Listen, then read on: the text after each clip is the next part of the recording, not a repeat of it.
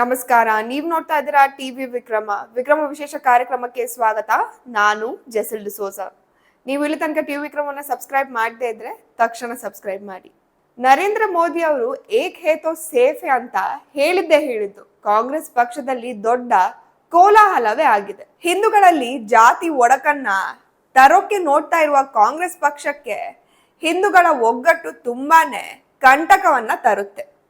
ಹೀಗಾಗಿ ಏಕ್ ಹೇ ತೋ ಸೇಫ್ ಹೇ ಅನ್ನುವ ಸಾಲನ್ನ ಡಮ್ಮಿ ಮಾಡೋಕೆ ಕಾಂಗ್ರೆಸ್ ಹಿಡಿದ ದಾರಿಯೇ ಅದಾನಿ ಮಧ್ಯದಲ್ಲಿ ತರೋದು. ಹೀಗಾಗಿ ಮೋದಿ ಹೇ ತೋ ಅದಾನಿ ಸೇಫ್ ಹೇ ಅನ್ನೋದನ್ನ ಹೇಳೋಕೆ ಶುರು ಮಾಡಿದ್ರು.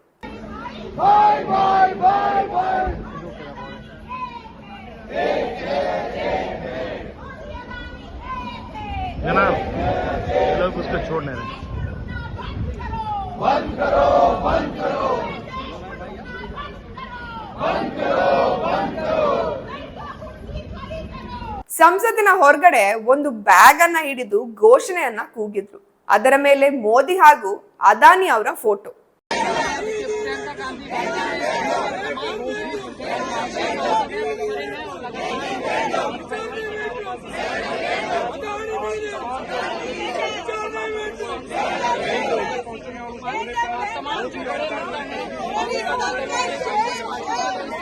ಅದಾದ ಮೇಲೆ ಅವರ ಪೊಲಿಟಿಕಲ್ ಅಡ್ವೈಸರ್ಸ್ಗಳು ಇದೊಂದು ಐಡಿಯಾವನ್ನ ಕೊಟ್ರು. ಬ್ಯಾಗ್ ಎಲ್ಲ ಸರಿ ಹೋಗಲ್ಲ, ಒಂದು ಕೆಲಸ ಮಾಡಿ, ಒಂದಷ್ಟು ಜಾಕೆಟ್ಸ್ಗಳನ್ನ ಆರ್ಡರ್ ಮಾಡಿ ಅಂದ್ರು. ಅದರ ಮೇಲೆ ಅದಾನಿ ಮೋದಿ ಏಕೆ ಅಂತ ಪ್ರಿಂಟ್ ಮಾಡಿಸಿ ಅಂದ್ರು. ಅದನ್ನ ಹಾಕಿಕೊಂಡು ಬಂದು ಸಂಸತ್ ಹೊರಗಡೆ ಕೂಗಾಡಿದ್ರು.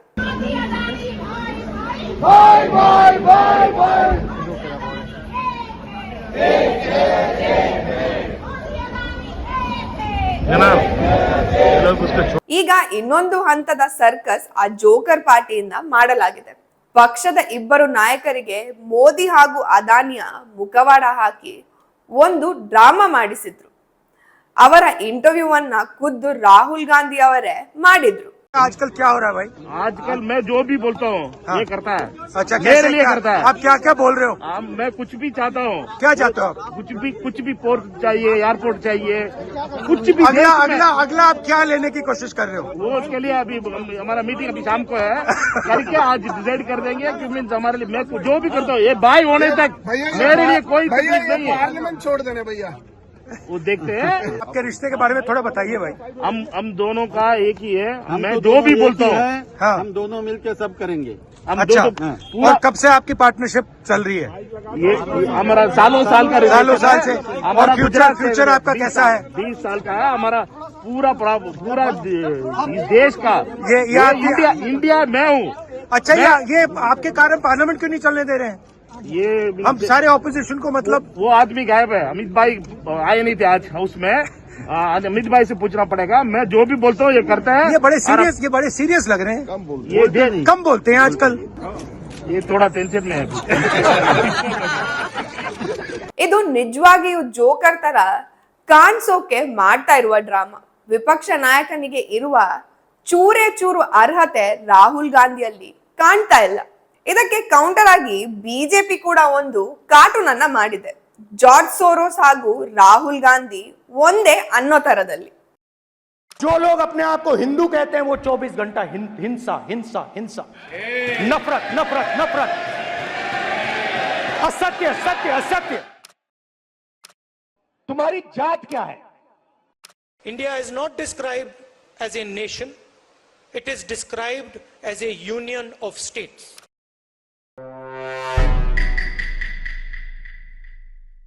ಸಂಸತ್ನಲ್ಲಿ ಇರುವಾಗ ಏನ್ ಮಾತಾಡ್ಬೇಕು, ಹೊರಗಡೆ ಇದ್ದಾಗ ಏನನ್ನ ಹೇಳ್ಬೇಕು, ಇದೆಲ್ಲವನ್ನ ಕೂಡ ಸೋರೋಸ್ ಗೈಡ್ ಮಾಡ್ತಾರಂತೆ. ಇದಕ್ಕಾಗಿ ಸೋರೋಸ್ ಯಾವಾಗ ಏನನ್ನು ಬರೆದು ಕೊಡಲ್ಲ, ಇಂತಹ ಕೆಲಸಗಳನ್ನ ರಾಹುಲ್ ಮಾಡ್ತಾರೆ.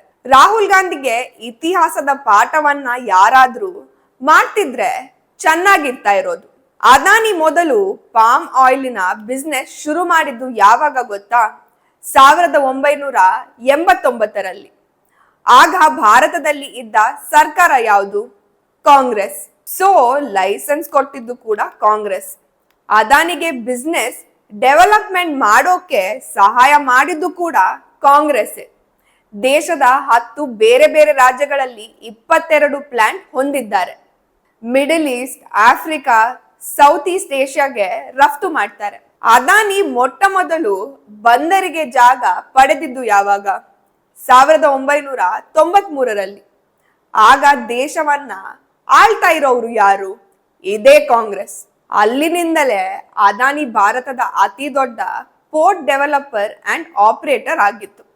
ಇದನ್ನ ರಾಹುಲ್ ಗಾಂಧಿಗೆ ಹೇಳೋದು ಯಾರು? ಮೋದಿ ಬಂದ ಮೇಲೆ ಅದಾನಿ ಏಕಾಏಕಿ ಶ್ರೀಮಂತ ಆದ್ರು ಅನ್ನೋ ತರ ಅವರು ಮಾತನಾಡೋದು ಯಾಕೆ? ಗುಜರಾತ್ನ ಮುಂದ್ರಾ ಪೋರ್ಟ್ ನನ್ನ ಅದಾನಿಗೆ ನೀಡಲಾಗಿದೆ ಅನ್ನೋದು ರಾಹುಲ್ ಗಾಂಧಿಯ ಮಾತು. ಅದು ಸತ್ಯ ಕೂಡ ಹೌದು. ಮುಂದ್ರಾ ಬಂದರಿನಲ್ಲಿ ಡೆವಲಪ್ಮೆಂಟ್ ಅದಾನಿದ್ದೆ. ಆದ್ರೆ ಕೊಟ್ಟಿದ್ದು ಯಾವಾಗ? 1993ರಲ್ಲಿ. ಆಗ ಕೇಂದ್ರದಲ್ಲಿ ಯಾರಿದ್ರು? ಇದೇ ಕಾಂಗ್ರೆಸ್ ಪಕ್ಷ. ಗುಜರಾತ್ನಲ್ಲಿ ಆಳ್ವಿಕೆ ಮಾಡ್ತಾ ಇದ್ದವರು ಯಾರು? ಅದೇ ಸೇಮ್ ಪೀಪಲ್. ಆಗಿನ ಕಾಂಗ್ರೆಸ್ ಸಿಎಂ ಆಗಿದ್ದ ಚಿಮನ್ ಭಾಯ್ ಪಟೇಲ್ ಅದಾನಿಗೆ ಮುಂದ್ರಾ ಬಂದರನ್ನ ಕೊಟ್ಟಿದ್ರು. ಬಟ್ ಗುಜರಾತ್ ಮೋದಿ ಮನೆ ಆಗಿರೋದಕ್ಕೆ, ಇದೊಂದು ಕೂಡ ಮೋದಿ ತಲೆಗೆ ಕಟ್ಟೋದಕ್ಕೆ ಈ ಜೋಕರ್ ಹಗ್ಗ ತಕೊಂಡು ಬಂದಿದ್ದಾರೆ. ಯಾವಾಗ ಅದಾನಿ ಭಾರತದಲ್ಲೇ ಅತ್ಯಂತ ವಿಶಾಲವಾದ ಪವರ್ ಪ್ಲಾಂಟ್ ಮಾಡಿದ್ದು? 1996ರಲ್ಲಿ. ಅಧಿಕಾರದಲ್ಲಿ ಇದ್ದವರು ಕಾಂಗ್ರೆಸ್ನವರೇ. ಅದಾನಿ ಬೆಳೆಯೋಕೆ ಕೈ ಪಕ್ಷದ ಪಾಲು ದೊಡ್ಡದಾಗಿದೆ. ಅವರ ಪ್ರಕಾರ ಮೋದಿ ಬರೋಕ್ಕಿಂತ ಮೊದಲು ಅದಾನಿ ಹಾಗೂ ಅಂಬಾನಿ ಅವರು ಏನೂ ಇರಲಿಲ್ಲ. ಅವರಿಬ್ಬರು ಕೂಡ ಮೋದಿಯ ಆತ್ಮೀಯ ಸ್ನೇಹಿತರಾಗಿದ್ದಕ್ಕೆ ಶ್ರೀಮಂತ ಆಗೋಕೆ ಮೋದಿ ಅವಕಾಶ ಕೊಟ್ರು ಅನ್ನೋ ತರ ಮಾತಾಡ್ತಾರೆ. ಅದಾನಿ ಮೋದಿ ಒಂದೇ ಅನ್ನುವ ಈ ರಾಹುಲ್ ಗಾಂಧಿಗೆ ಈ ಸತ್ಯಗಳು ಗೊತ್ತೇ ಇಲ್ವಾ? ಯಾಕೆಷ್ಟು ಇಮ್ಮೆಚೋರ್ ತರ ಮಾತಾಡ್ತಾರೆ ಅನ್ನೋದು ಅರ್ಥನೇ ಆಗ್ತಾ ಇಲ್ಲ. ಒಂದು ಸುಳ್ಳನ್ನ 10 ಸಲ ಒಂದೇ ರೀತಿ ಹೇಳಿದಾಗ ಅದು ಸತ್ಯದ ತರ ಭಾಸವಾಗಬಹುದು. ಬಟ್ ಸತ್ಯ ಯಾವತ್ತಿಗೂ ಒರಿಜಿನಲ್, ಸುಳ್ಳು ಯಾವಾಗ್ಲೂ ಡೂಪ್ಲಿಕೇಟ್. ತೇಟ್ ನಕಲಿ ಗಾಂಧಿ ಪರಿವಾರದ ತರ.